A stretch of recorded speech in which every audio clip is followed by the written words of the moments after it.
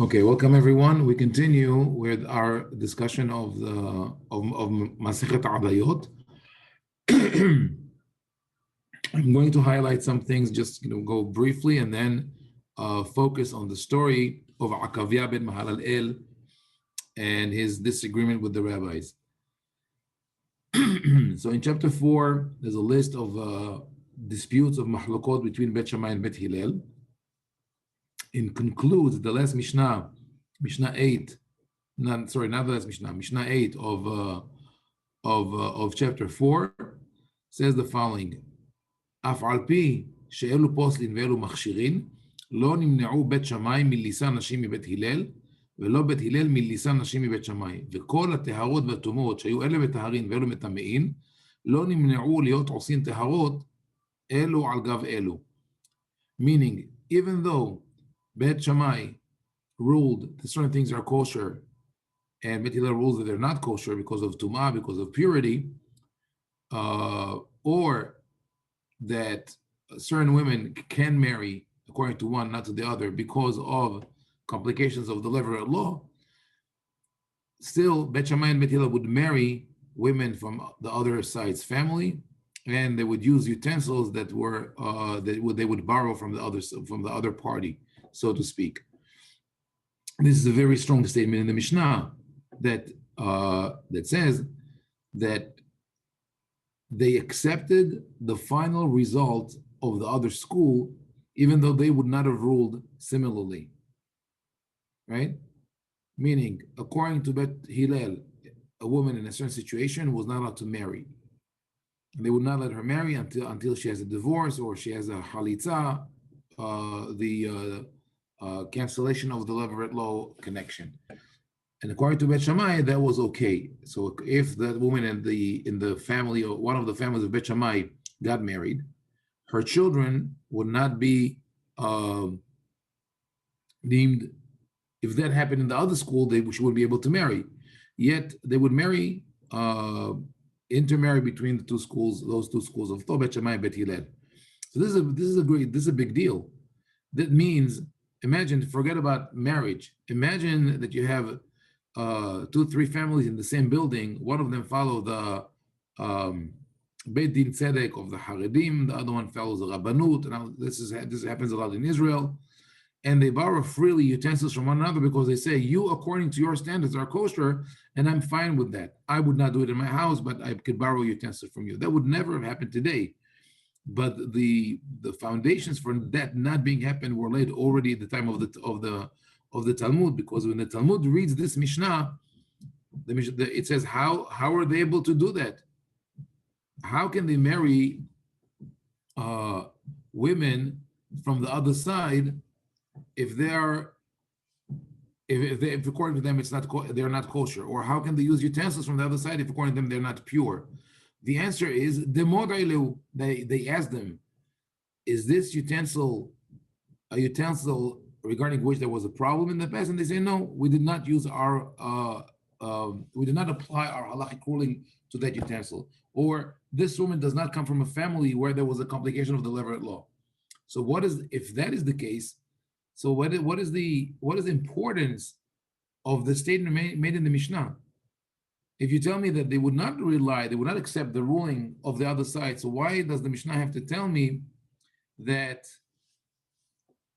the Bet Shammai and Bet Hillel would marry from each other or use utensils from each other? The answer of the Talmud is the hidush. The big thing is that they relied upon one another, and this really takes the sting out of the statement in the Mishnah. All it tells us is that one scholar trusted another scholar to tell him that it is kosher even according to your standards. That doesn't make sense. Sorry to say that, but that's how it is accepted, and that's how it's interpreted throughout Rabbinic tradition from the Talmud on. Okay, so that's in chapter 4. In chapter 5, we have more lists of the disputes between Bet Shammai and Bet Hillel, where one is lenient, the other one is strict. And we spoke about what is the definition of lenient and strict and stringent. It's really based on towards whom is your ruling directed. Is it towards God or towards other human being? Now, we get to this Mishnah, the beginning of chapter Hey, Mishnah Vav, in Masechet Adayot. Akavya ben Mahalalel העיד 4 דברים. Akavya ben Mahalalel testified concerning 4 things. אמרו לו, Akavya, חזור בך ב4 דברים שהיית אומר, ונעשך אב בדין לישראל. They said to him, Akavya, retract these 4 things which you say, and we will make you the head of the court, the head of the bedin. אמר להן, מוטב לי להיקרא שוטה כל ימיי. He said to them, it is better for me to be called a fool all my days, ולא לעשות שעה אחת רשע לפני המקום, than becoming, even for 1 hour, a wicked man before God. שלא יהיו אומרים בשביל שררה חזר בו. I don't want people to say, so they shouldn't say, he withdrew his opinion for the sake of power. That's a very intriguing story. There's a dispute between Akavya and the rabbis. The rabbis tell Akavya, please retract your opinion. And he refuses. They say, we will make you have bedin. He refuses. He says, I'd rather be a fool and not be a wicked person. And I don't want people to say that I changed my mind in order to get a position of power. So we're not going to go now into the actual dispute, what they were arguing about. The Mishnah concludes, "Veniduhu umed beniduyo v'saklu bedin et arono." So they excommunicated him, and he died while excommunicated, and the bedin stoned his coffin symbolically, because to say that he himself deserved to be stoned. So now the Mishnah continues, Amar Rabbi Yehuda, Has v'shalom she'Akavya nitnada. God forbid, it is impossible to say that Akavya was excommunicated. She'en azara nin'aret bifnei kol adam miYisrael b'chokhma uvirat het ka'Akavya ben Mahalalel. The courtyard is never locked for any man in Israel it was equal to Akavya ben Mahalalel in wisdom and reverence. What does it mean that en azara nin'aret? During the pilgrimage holidays, all Israelites would come to the temple and enter, and then at a certain point they would lock the doors because there was no more room. It says there was never, in all the crowds that gathered in Har HaBayit, which usually they would let the scholars come in first, there was never anyone like Akavya ben Mahalalel. So Rabbi Yehuda disagrees with the first tradition in the Mishnah that says that Akavya was excommunicated. ואת מי נידו? אליעזר בן חנוך שפקפק בטהרת ידיים. Another person whose name is Eliezer ben Hanoch, who questions the importance of purifying one's hands. וכשמת, and when he died, שלחו בדין והניחו אבן על ארונו. Says it wasn't even sekila. It's not that they stoned the coffin, rather they put a stone on his coffin. Even more symbolic. מלמד שכל המתנדה ומת בנידויו סוקלין את ארונו. It teaches us that anyone who is excommunicated and dies while excommunicated, his coffin is stoned. We'll read one more Mishnah here and then analyze the text. בשעת מיתתו אמר לבנו, בני חזור בך, ב4 דברים שהייתי אומר. As he was dying, time of his death, he told his son, please retract my opinion on those 4 things. אמר לו, ולמה לא חזרת בך? So the son tells the father, why did you not change your opinion? אמר לו, אני שמעתי מפי המרובים, והם שמעו מפי המרובים. I heard from the many, from my many masters, והם שמעו מפי מרובים. And they also, those who disputed my opinion, also had a tradition they heard from many rabbis. אני עמדתי בשמועתי, והם עמדו בשמועתן. I stood fast by my tradition, and they did too. אבל אתה שמעת מפי היחיד ומפי המרובין. מוטב להניח דברי היחיד ולאחוז בדברי המרובין. He says, but you heard from me, a single person, an individual. They heard from the many. He says, you'd better go with them and leave my opinion. אמר לו, Abba, pikod alay lachaverecha. He said, so would you recommend me to your friends to tell me that they will take me in? Amar lo eni mafkid. I'm not doing that. Amar lo shema ila matzata bi. Did I do anything wrong? Amar lo lav ma'asecha yekarevucha u'ma'asecha yerhakucha. He says, no, your actions will bring you closer and your actions will drive you away. This is the story. I'm going to pause for a second. So I'm going to go back to the text. I want to look at the specifically at the opening line of that Mishnah, and something which is later on corroborated by Rabbi Akavya ben Mahalalel himself. Where did he take his halacha from? Was it his personal opinion, or something that he heard? What it was his tradition? So later on, he says, "Ani shamati mipi merubim, v'hem shamaru mipi merubim." Well, we both heard from the many. So, and here we would have a question of, in this case, where you have one individual who says, "I heard from my many masters," and you have a group of other individuals who says, "We heard from our many masters." Do you really count it as Yahid mul Rabim? Why isn't it Rabbi mul Rabim? It's not the idea of majority is an idea of opinion, right? Now the one Akavya and the many rabbis who are disputing are not presenting opinions; they are presenting traditions.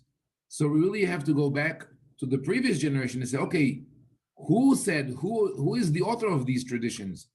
And if we go back there, there are many versus many. So we can't determine it with the simple rule of majority.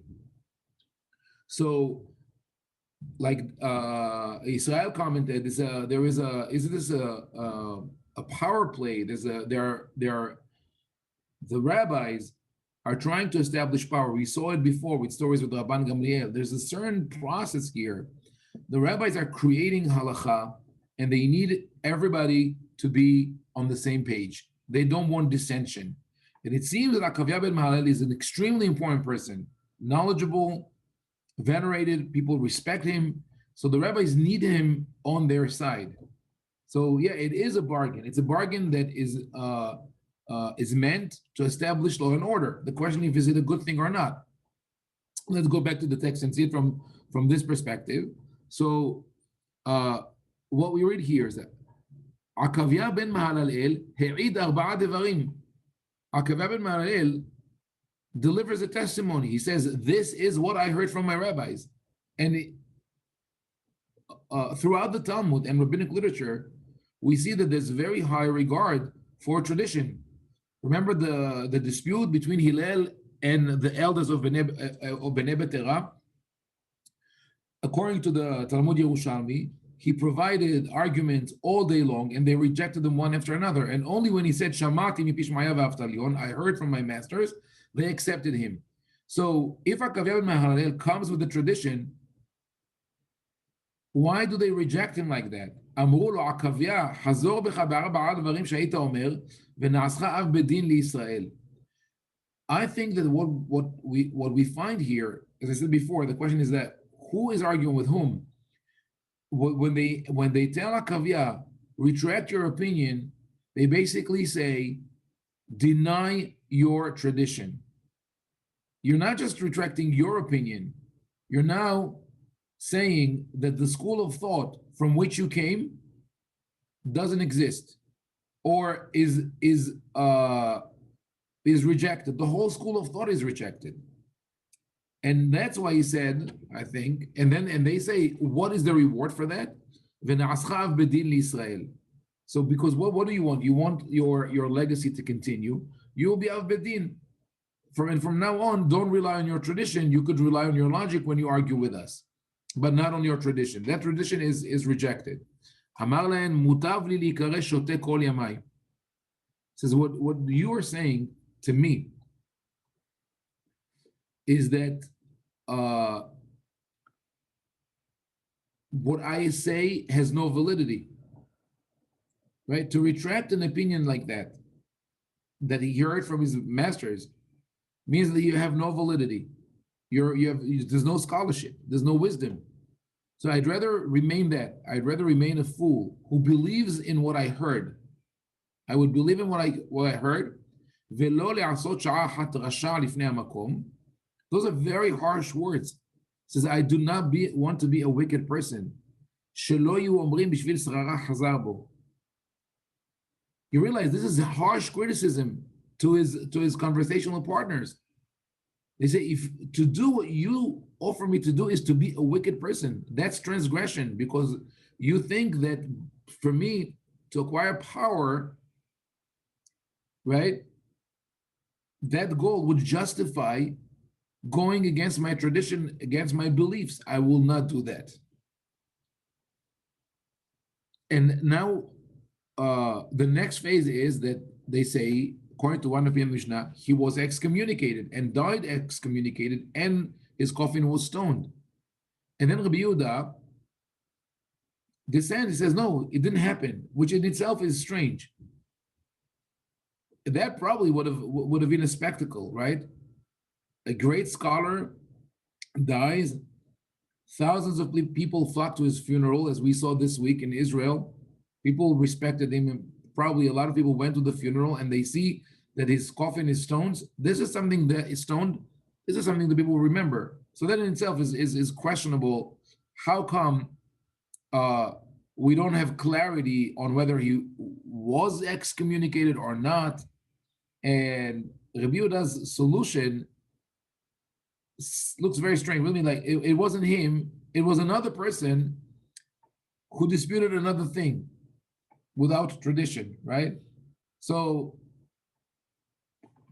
my theory is that he was excommunicated, and it did happen, but Rabbi Yehuda tries to clear his name and say that the tradition that they recall about the person who was stoned, it was someone else who also happened. There were two cases, but Rabbi Yehuda tries to reject one to hide one and highlight the other. Now, what happens towards the end of Akavya's life? He says to his son, you don't have to stick with my opinion. You could follow the Merubi, meaning you have a heter, you have the permission to accept their ruling. And I think that there are two elements here. This is the way I see it. I think there are two things here. One is Akavya ben Mahalalel realized that his fight is lost. That's it. He stood fast to his beliefs, but the rabbis decided to go with their way, and they overruled him. So his opinion doesn't exist anymore. And the second thing is that he sees that his son was hurt because of it. He decided to be a isolationist, or to adhere to his traditions, but his son suffered because of this. And he says, you have a permission to go to that camp.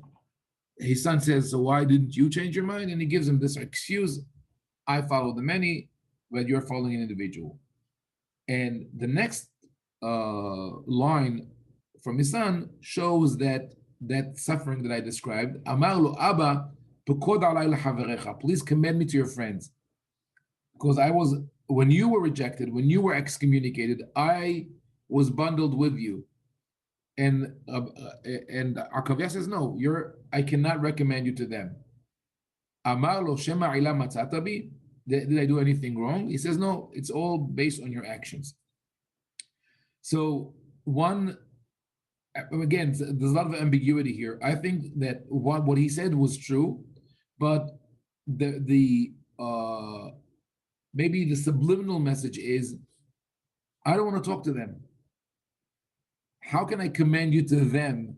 Because he doesn't agree with what they did. He thinks that their way is wicked in a way. Maybe he wants his son to go back there, and that's why he tells him, to correct that which was distorted. That's my thinking here. Daphna, so you have a... Yeah, I guess to me, and maybe this is heretical, but it doesn't matter what actually happened. What matters is the interplay of positions and opinions. And so, one thing for one, I'm not sure that he's asking his dad to recommend him to the mainstream. He says to your friends. Oh, We don't know. Actually, it's ambiguous. We don't know who he's right. asking to be recommended to.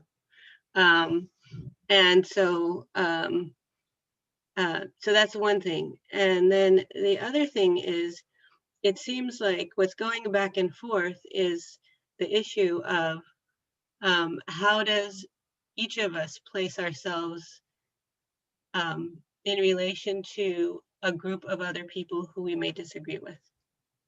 Sometimes they have power, sometimes they may have less, like his friends maybe who agreed with Akavya. But how do we situate ourselves relative to them? And what does that mean, for each of us in terms of our individual integrity as as human beings, as well as scholars, right? In terms of what we actually do with our lives. Right. And I think that I don't think the text is determinate. I don't think it gives us an answer, like you were saying at the beginning. I think it just frames the question and says, here's what a bunch of people did, or this is what we're going to tell you about what a bunch of people did. Now you go sort it out. What are you going to do? Just like the sun. Who are your friends? Are they the mainstream, or are they the people that, maybe are presented as having more integrity, right? And I don't think it hands that answer out. I think that's the beauty of it. I don't even think it necessarily condemns the rabbis at the beginning. It just, hey, yeah, look at those guys. There's always a group of them, right? Who want power. It's not unique to that time or to ours. And the ones who think of it politically versus the ones who think of it like standing before, Hamakom. It's like, I don't know, I want to say eternal, but it's a perpetual. It's interesting that you said standing before Hamakom. I get to that in a second. It's very, very interesting. Like I said in the beginning, this discussion provides more questions than answers. This is really a problematic text. And I think that we do see, like Daphna said, there are undercurrent, like under what Akavya is saying and what the rabbis are saying. There are other things that are something that's very, very perplexing to me. I searched for Raketu, how do the commentators, rabbinic literature, how do they look at that statement of the rabbis to Akavya, Hazor Becha? What authority did they have to tell him Hazor Becha? Where does it stand from? Nobody comments on that.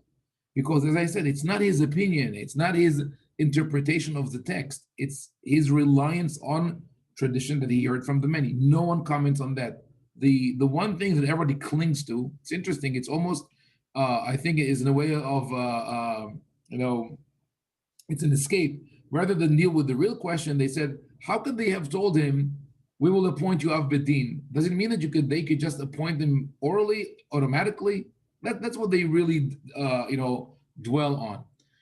Now, what I tell you, Daphna, that it's interesting that you mentioned, like, how are you going to be in front of Hamakom, right?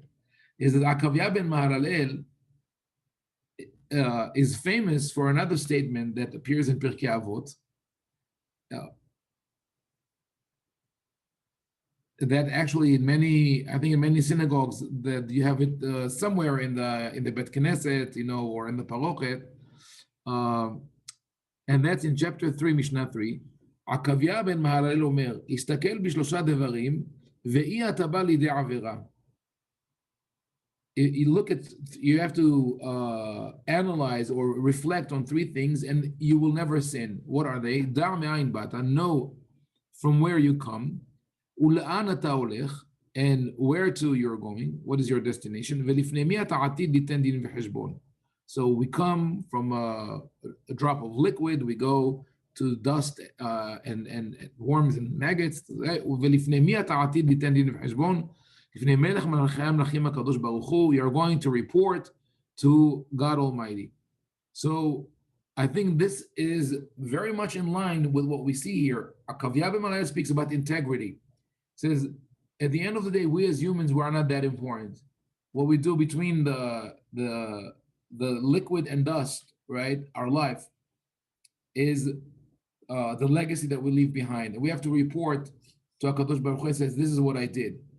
And that's why he said, Mutavli likare shote sha'a had velo rasha afilu sha'a had lifnei hamakom, right? I don't want to be in front of God. And he asked me, how could you explain your actions? And I wanted that position, right? This is what he's telling them, how I cannot do this. Now, like Avraham mentioned before, unfortunately, this is a scenario that plays over and over and over again in our tradition. Whenever a rabbi or a community or a movement does something that is not accepted by the mainstream, they say, change your mind. And if you change your mind, we'll give you a very respectful spot. But if not, you'll be excommunicated. So what do? We think about Spinoza, speak about Uriel da Costa, that were rejected by their communities. Okay, this is philosophy, but halacha as well. I had this experience with, and I think I mentioned maybe before, with a major institution in America that, we were in discussions. They wanted me to be the posek. They wanted to be the dean of a certain department. Then they say, yeah, but you have to retract some of your rulings. Why would I do that? What do you want me to do? To give my integrity for a position, for money? I'm not going to do that. But the audacity of saying that, it's like, because we don't rule like you and we don't accept that ruling, but we do need what you have to offer, we'll make this trade with you. Not acceptable. Similarly, I just, I now wrote a review of Rabbi Sassoon Siddur, Alatz Libi.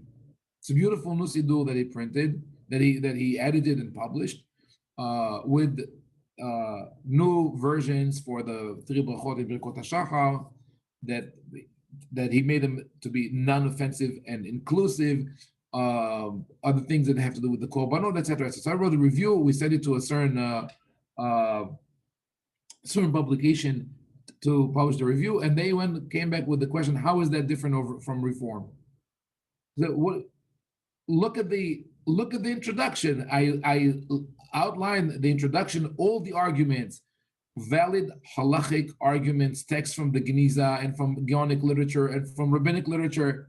Just read it. They're not going to read it because they say, this is not what we say. This is not how we rule, and therefore you're out, right? Or, it's very common also to hear that we don't paskin like that, right? Just, brush it aside. So anyway, one could have argued that the story of Akavya ben Mahalalel and the rabbis, what is happening between them, falls under the category of Zaken Mamre. Zaken Mamre, the rebellious elder, the one who refuses to follow the ruling of the Hachamim, and therefore the Hachamim have the power to excommunicate or even to execute him. And now this whole concept of Zaken Mamre is based on this chapter in Devarim. Let me open that one more screen here to look at the text.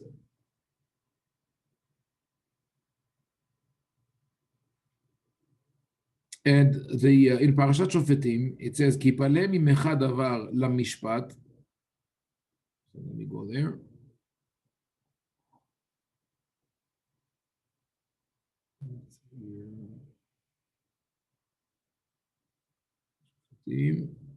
Okay.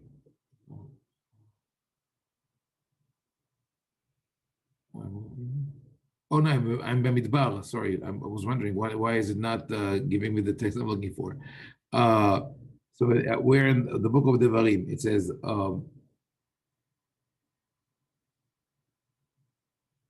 "Ki yipaleh mimecha davar lamishpat." Devarim perek Yud Zayin pasuk Het. From Het to Yud Bet.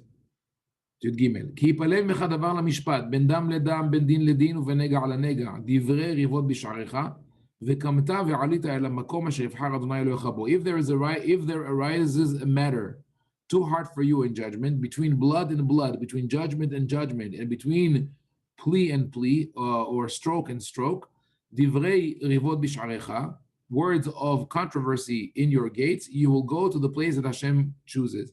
ובאת אל הכהנים הלוויים ולשופט אשר יהיה באים מהם. You come to the Kohanim, the Levites, and the Shofet, the judge, who will serve on those days.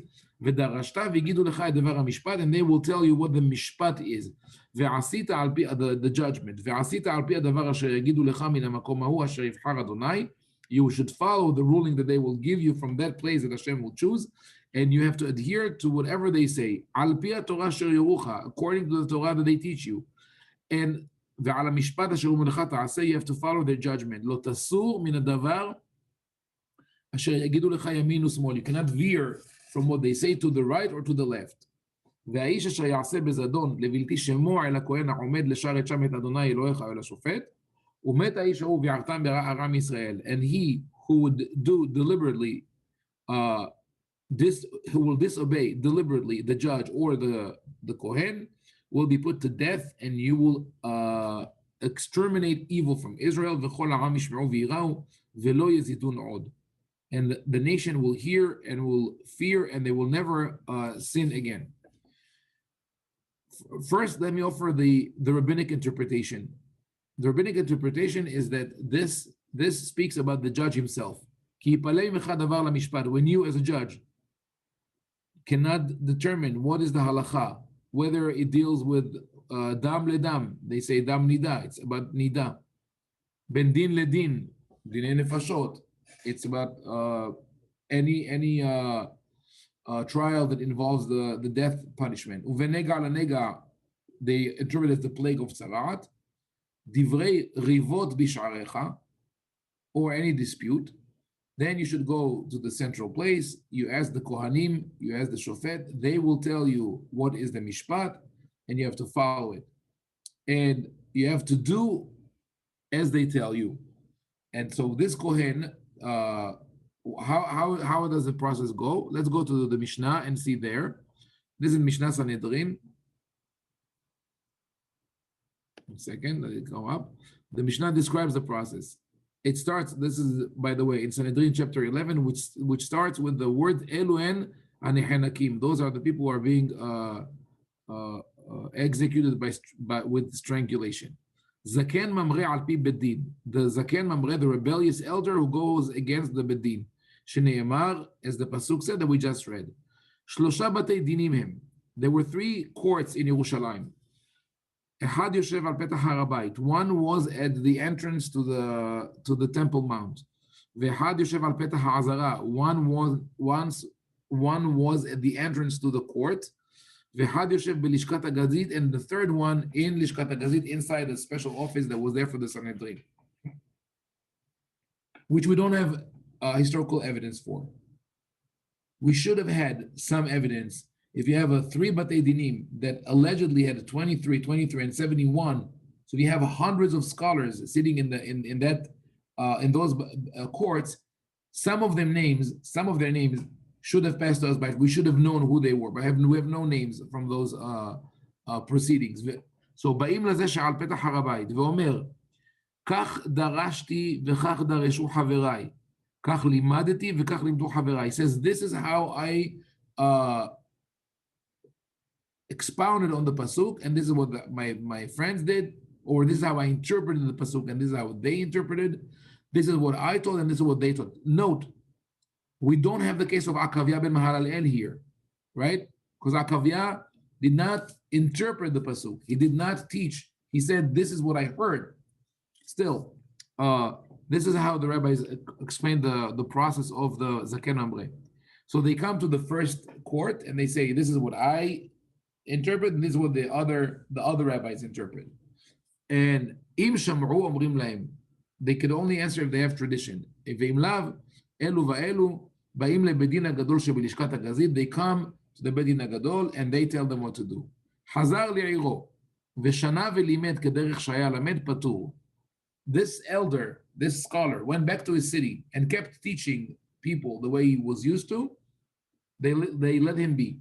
But if he uh, taught people and ruled for them, he said, this is what you do, hayab, they will put him to death. שנאמר, והאיש אשר יעשה בזדון, אינו חייב עד שיורה לעשות. He will only be executed if he told people to do it and they did it in practice. Now, this whole interpretation of the psukim, look back at those. I'm going back to this chapter 17, verses 8 to 13. It is almost impossible to read these psukim and to say that they refer to a judge who is in disagreement with other judges and then goes to the central court to determine the outcome, because it keeps talking about ubata. You as an individual, you come right to the kohanim alvim and el hashofet, the judge. So you're not the judge. Also in verse 12, he says, "Ve'isha asher ya'aseh bezadon levilti shemoa el hakohen." The rebellious act of that person is to disobey the kohen, not to teach or to teach others to do. So what is the pshat? We're not going to go to this whole analysis of the Pesukim. I invite you to go back and look at this paragraph and look at the Mishnah in Sanhedrin, chapter 11, and we're going to look at the Gemara soon. Here's what I think is the pshat of the Pasuk, and I think that the pshat is very clear here. The pshat is this: when there is a dispute between two individuals, ben dam le dam, it's about an accusation that one of them killed another or whatever, something like that. But it's issues of blood. Din le din, monetary issues. Ubenega le nega, physical, as it's translated here, stroke and stroke. Nigai bene adam, that to be hit by someone is called nega in the Tanakh. So there are two parties, there are two litigants that dispute with one another. Divrei rivot bisharecha, that's the general conclusion of the pasuk. The general title of the three categories mentioned before is divrei rivot, to tell you we are talking about two people who are fighting and they have a dispute.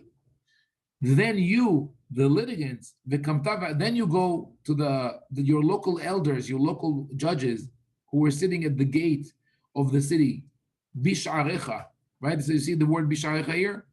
The people at the gate were not always ordained judges. Just think about the parasha, the story of Lot. Lot sits at the gate of Sodom, and then later on the people tell him, you made yourself the judge. That was the court of the village elders. So the village elders are confronted with a story that they cannot, a case that they cannot solve. They send the litigants to the central court, to the court of appeals, and they go all the way up to Yerushalayim, which is not mentioned here. It's just a makom asher yivhar Hashem, and the kohanim tell you what to do, and you must follow their verdict. Now,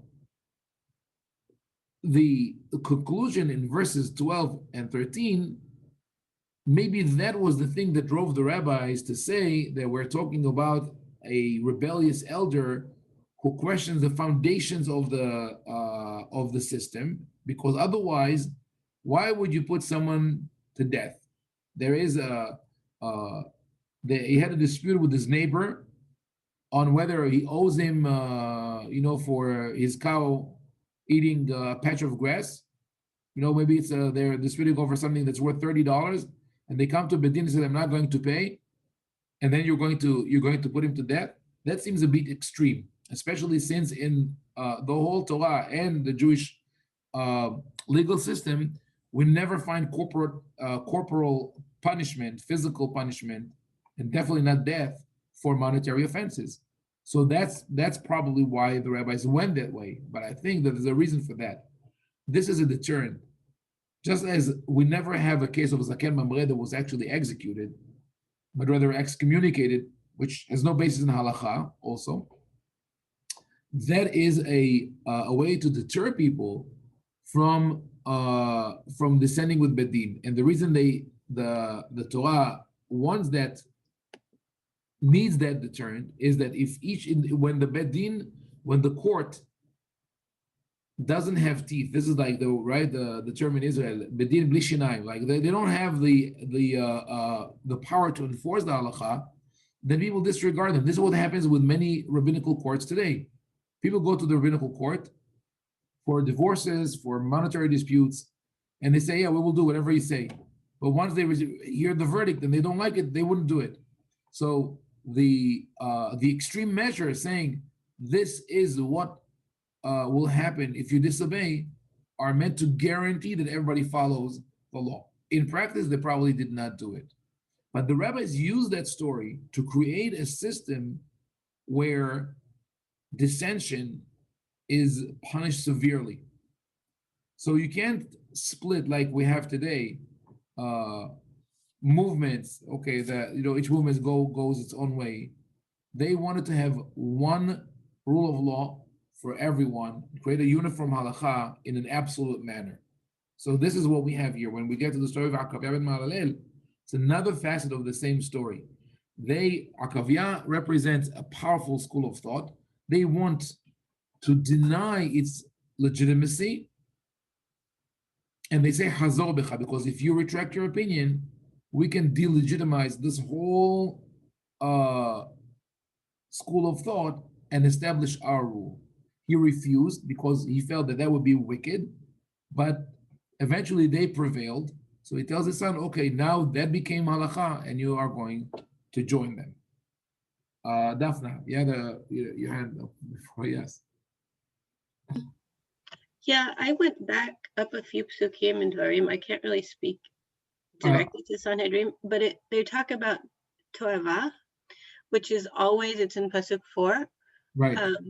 And it seems like that's the context for the discussion that follows, is that's the type of avera that's at issue, and which makes more sense because that's when punishments like with Pinchas are meted out, when it's about some kind of intense, not even average, but intense physical transgression, sexual transgression that threatens to undo the very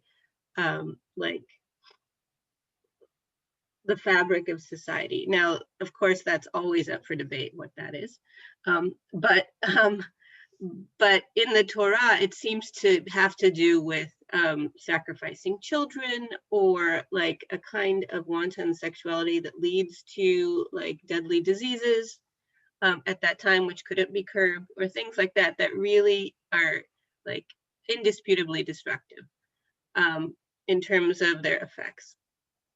And to me, I don't know, but it seems like when you get that kind of argument that they're talking about in the psukim that you were reading,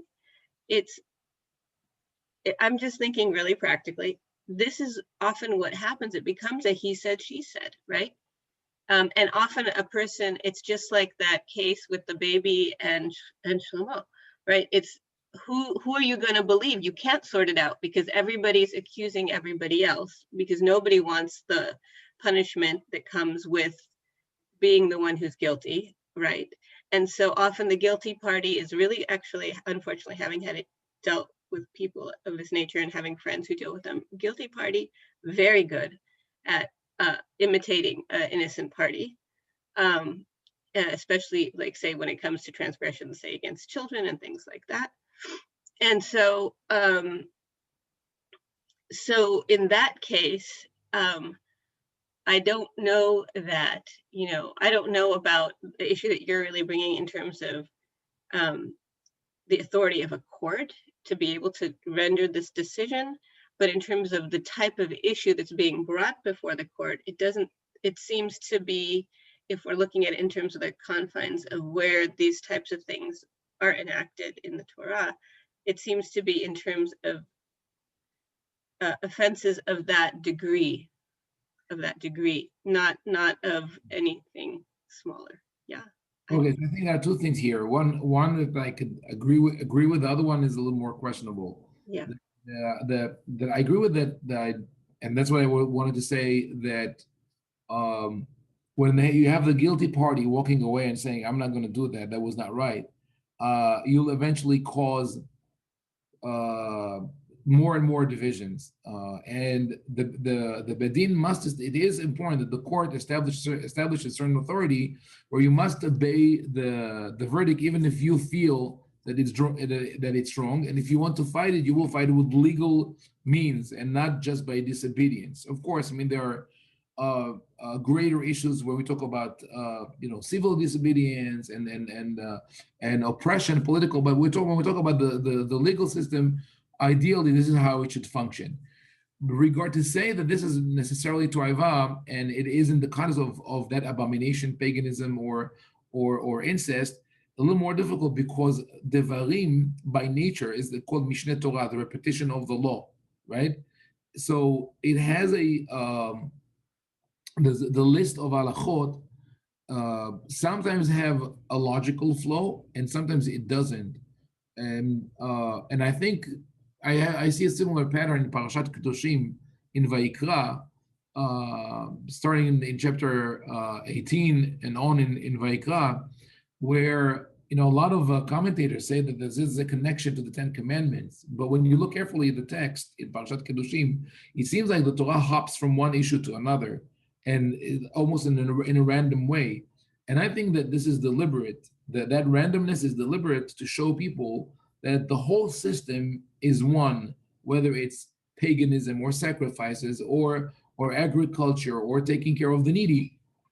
They're all part of one halacha. So if we go one second to those chapters in Devarim, while you were talking, I wanted to go back to starting from chapter 12, right?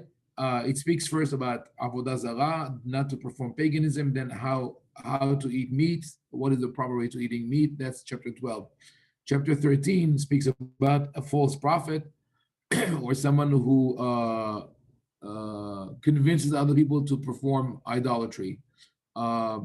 In chapter 14 speaks about certain practices of mourning and of the kosher birds and animals that you could eat, and then about ma'asrot, tithes, and then taking care of the Levi. That's in chapter 14. Chapter 15 speaks about the Shemitah, the 7th year, taking care of the poor, and how to treat a slave, and the Bechor. So it does go from one halakha to another, not necessarily in a way that we could look at the juxtaposition and they say they're directly connected. Chapter 16 speaks about the 3 pilgrimage holidays and then goes to Shoftim v'Shotrim, which some commentators argue that they come next to one another to tell you that the judges sit at the gates of Yerushalayim. So when people come for the pilgrimage holidays, the judges could attend to them. And then in chapter 17, we get to those halachot, starting with not sacrificing an animal with a blemish, one who worships idols and will be put to death, and then moving to that. And I think actually the juxtaposition is to say paganism is as no, the other way around. Not paying your neighbor when you owe him money is as severe as worshiping idols. So I don't know if it's, but we need to look into that. God willing, next week, B'ezrat Hashem. Thank you, Daphne, for your insights and comments here. I see that Nathaniel and Abigail have a question, a comment. Nathaniel. Yeah, I was curious to know your thoughts about civil disobedience and what we see today in the Jewish world in regard to a lot of confusion when it comes to observance and practice. And I'm not talking about just different minhagim. I mean like actual transgressions or of halakha and mitzvot on all levels. So yeah. I'm sorry. Go ahead. No, go. I was gonna say, can the two be synonymous almost? Like the and I don't mean people are blatantly trying to be wicked. I just mean if civil disobedience is kind of a process or a result of an immoral court or an immoral system where it's like the ideal is to go through legal means when protesting or bringing up an issue. But if you're dealing with a court or a system that has so regularly broken its own laws and so regularly broken its own system, civil disobedience comes about. And so you have among the people confusion, lack of observance, and actual transgressions as well, almost like a protest against the system to say, we have a broken system. So why would we, it's almost like, why would I keep this when you all break this so regularly? And so it's like, is there a connection between the civil disobedience and maybe a society that is, I don't know if you saw the video by Rabbi Yonatan Halevi yesterday, but it's kind of what stirred my thoughts. He made a scathing video about the Jewish world yesterday. Okay. And I think it should be required learning for what's happening now, in regard to the lack of sanity, it was very powerful. But anyway, do you think there's a direct connection? So we need to dedicate a whole discussion to that. I actually published a video on why does the Haredi world refuse to accept the authority in Israel regarding the corona and restriction, all that. I did like 9 months ago, and broke down like their history and all that. But in terms of civil disobedience, the label that we should give to the way the Haredi world behaves in Israel today, the funerals or the burning buses, whatever it is, that's not civil disobedience. That's called uncivil obedience. They're living in an uncivil way, and they're obeying only their masters. They're not civil disobedience. And this is something that people forget, I think. Civil disobedience doesn't mean an opposition by civilians. Mm-hmm. It means an opposition in a civilized manner. It should be non-violent. It should be, you could do a sit down, going against police, burning buses, smashing windows, infecting other people with corona. That's not civil. Right. Those people they're all, in the words of Akavya ben Mahalalel, they are nikra'im resha'im sha'ot rabot lifnei hamakom. And they both wicked and fools. I don't know, but that's not civil disobedience. But yeah, we should talk about that. In a Bezat Hashem, we'll dedicate a session to that. Avigail, you're on mute. Avigail, you're on mute. Unmute. I'm here in Israel, breathing that air. But I actually was going to refer to the Mishnah you brought of Akavya ben Mahalalel. And I was thinking maybe the Mishnah, the first part was his saying, and the second part may be added. And then you could say, Dame Ain Bata, as referring to who are my teachers. Ve'le'an ata olech. I don't know if that would be very courageous for him to come and say what he said to his son. And not easy at all to say that. And לפני מי אתה עתיד ליתן דין וחשבון is him standing there and saying, I'm not going to do this against, I'm not going against where I came from. I don't know, that's a thought I had. That's very interesting. It actually, first of all, it works with what I mentioned before, like the Mishnah being written in layers, and also it makes more sense because those adages in Pirkei Avot are very short. And with Akavya, all of a sudden there's an expansion on it. So it's very probable that I'm just saying, like reiterating what Abigail said. Akavya said three things: Me'ain bata, le'an ata olech, ve'lifnei mi ata atid leharbon. You should know where did you come from, where are you going, and who are you going to report to. And that makes sense because he's not belittling the human being as coming from a drop of semen and going to dust, but rather saying you have a past, you have a tradition, you have to respect it, but you also have to think about the future and how you're going to affect future generations. Yeah, so I think thank you for that interpretation, Abigail. We're trying to stay within the time limits because we all have schedules. So I wish we could stay for more. And it was great having everybody today. We'll see you Bezat Hashem next week. we'll continue with the story of Akavya ben Mahalalel, and if you want to prepare and look up Sanhedrin, the Gemara Talmud in Sanhedrin, page 88:1. That's where they discuss the Zaken Mamre and whether it was put to death or not. Sanhedrin 88:1. Rabbi, From there, yes, Nahman. where can I find exactly what's the rabbi told them they need to change? What the first thing they say? Where can I find it? It's in the Mishnah. It's in Masechet In the Adut. Mishnah. Okay, I will Yeah, look at it. chapter Okay, 5, Mishnah 6. Yeah. chapter 5. Okay. Okay, Litraot. Everybody have a great day. Bye. Thank you.